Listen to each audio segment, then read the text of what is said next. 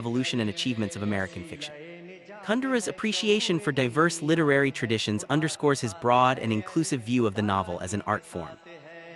Kundera was often asked about the writers who influenced his work. He clarified that while he admired many authors, including Proust and Joyce, he never sought refuge under their artistic roof. Instead, he found his own path, separate from the likes of Hemingway, even though he respected their work. The Central European novelists he mentioned each had distinct styles and often disagreed with one another.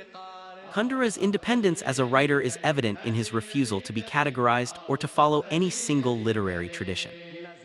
Kundera believed that the gender of a novelist was less important than the gender of the characters within a novel. He argued that great novels address the issues of both men and women, presenting a shared human experience. For Kundera, the focus should be on the depth and complexity of characters, not on the identity of the author. This perspective reflects his commitment to universality in literature, where the boundaries of gender are transcended by the power of storytelling. Kundera's novels often reflect the realities of Czech society, yet his years in France also shaped his creative journey. He spent 45 years in Czechoslovakia, beginning to write seriously at the age of 30. However, he considered his true creative journey to have started after moving to France. The sense of exile, the blending of cultures, and the longing for home are recurring themes in his work. Kundera's connection to France became as significant as his roots in Central Europe, enriching his literary voice. Reflecting on his life, Kundera noted significant changes in his thinking over time. In his youth, music was his greatest passion, and he experimented with poetry and drama.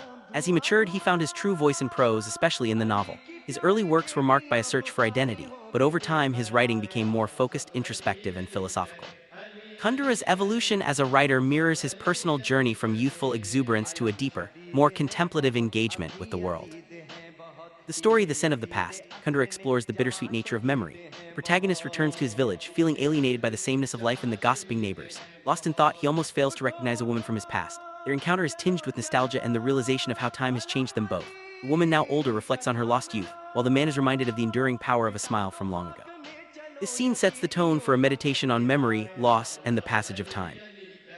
The woman invites the protagonist for coffee, leading to a quiet, intimate reunion. They reminisce about the past, sharing stories of lost love and missed opportunities. The village, once familiar, now feels foreign to both of them. The woman reveals her struggles after her husband's death and her recent visit to the village to renew the lease on his grave. The conversation is filled with unspoken regrets and the weight of memories that cannot be reclaimed.